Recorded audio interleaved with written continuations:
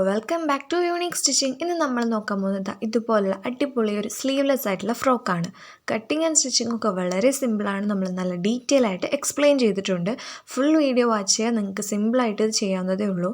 ഇതിന് വേണ്ടിയിട്ട് ഞാൻ യൂസ് ചെയ്തിരിക്കുന്നത് സാറ്റിൻ്റെ ക്ലോത്താണ്. ആദ്യം നമ്മൾ ഇതിനായിട്ട് നമ്മളുടെ സാറ്റിൻ്റെ ക്ലോത്ത് 4 മടക്കാക്കി കണ്ടോ, കോണിൽ ഇങ്ങനെ 4 മടക്കാക്കിയിട്ട് മടക്കി വെക്കുക. അതിനുശേഷം ഒരു ചോക്ക് യൂസ് ചെയ്തിട്ട് നിങ്ങളുടെ അരവണ്ണം എത്രയാണോ അതിനെ 6.28 കൊണ്ട് ഡിവൈഡ് ചെയ്തിട്ട് എത്രയാണോ അതിങ്ങനെ സർക്കിളിൽ മാർക്ക് ചെയ്യാം. അതായത് ഇതാ ഞാൻ സർക്കിളിൽ മാർക്ക് ചെയ്തിട്ടുണ്ട്.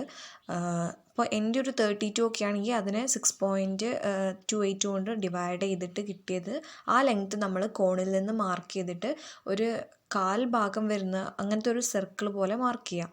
ദെൻ ഇപ്പോൾ കണ്ടില്ലേ, ഞാൻ ഫോൾഡ് എങ്ങനെയാണ് വെച്ചിരിക്കുന്നതെന്ന് മനസ്സിലാക്കാൻ വേണ്ടിയിട്ടാണ് ഇത് ഇടയ്ക്കിടയ്ക്ക് പൊക്കി കാണിക്കുന്നത്. വേറെ ഒന്നും വിചാരിക്കേണ്ട.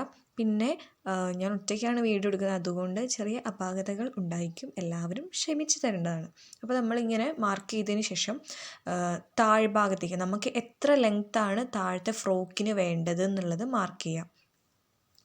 എനിക്കൊരു 25 അത്രയും റേഞ്ചിലേ വേണ്ടിയുള്ളൂ. നിങ്ങൾക്ക് എത്ര ഇറക്കം വേണ്ടതിനനുസരിച്ച് മാർക്ക് ചെയ്യുക. 4 മടക്കി ഇട്ടതിന് നമ്മൾ അരഭാഗം മാർക്ക് ചെയ്തിട്ട് താഴ്ഭാഗത്ത് നീളം എത്രയാണോ വേണ്ടത് അതിനനുസരിച്ച് ഓരോ സ്ഥലത്തു നിന്നും താഴോട്ടുള്ള നീളം അളന്നളന്ന് ഒരു സർക്കിൾ പോലെ അതും മാർക്ക് ചെയ്തു.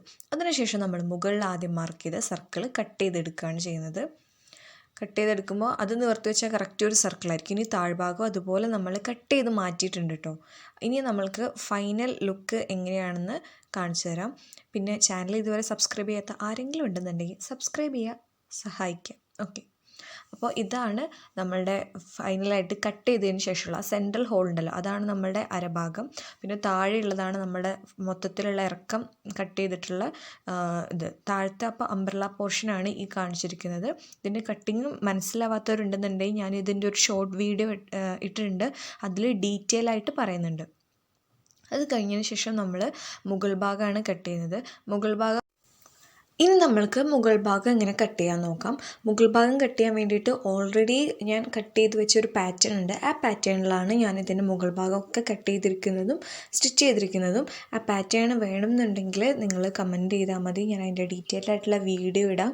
അല്ലാന്നുണ്ടെങ്കിൽ ഞാൻ അതിൻ്റെ ഷോർട്ട്, ആ കട്ടിങ്ങിൻ്റെ മെഷർമെൻറ്റ്സ് ഒക്കെ ഉള്ള ഒരു ഷോർട്ടാണെങ്കിലും അപ്ലോഡ് ചെയ്യാവുന്നതാണ്. കമൻറ്റ് ചെയ്താൽ മതി അതിൻ്റെ ആവശ്യത്തിനനുസരിച്ച്. ദെൻ നമ്മളതിൻ്റെ മുകൾ ഭാഗത്ത് ഒരു ഫ്രണ്ടിൽ 3 പീസും പിന്നെ നമ്മളുടെ ചെസ്റ്റ് പോർഷനിലുള്ള ആ റൗണ്ട് പീസുമാണ് കട്ട് ചെയ്യുന്നത്.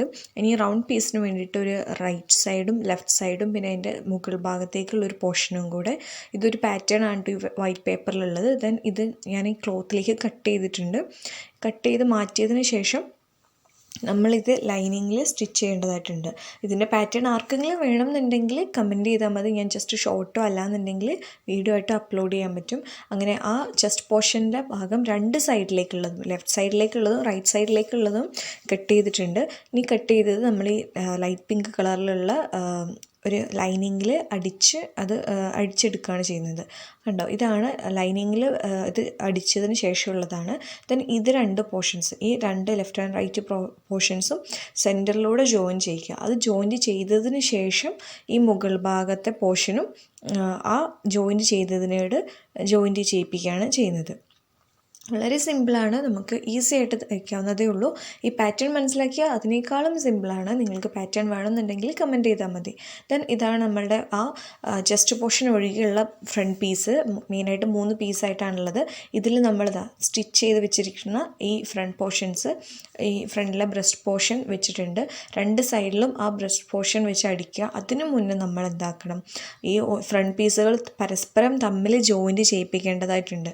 അത് സാധാ ജോയിൻറ്റ് ചെയ്യിപ്പിക്കാം. അതിനുള്ളിൽ നിങ്ങൾക്ക് കുറച്ച് സ്ട്രെയിറ്റ് ആയിട്ട് നിൽക്കണം എന്നുണ്ടെങ്കിൽ ഒരു എക്സ്ട്രാ പീസ് വെച്ചിട്ട് അവിടെ സ്റ്റിച്ച് ചെയ്യാവുന്നതാണ്. അല്ലാന്നുണ്ടെങ്കിൽ സാധാ അവിടെ ഒരു സ്റ്റിച്ച് മാത്രം മതി എന്നുണ്ടെങ്കിൽ അത് ജസ്റ്റ് പരസ്പരം ജോയിൻറ്റ് ചെയ്യിപ്പിച്ചാൽ മതി.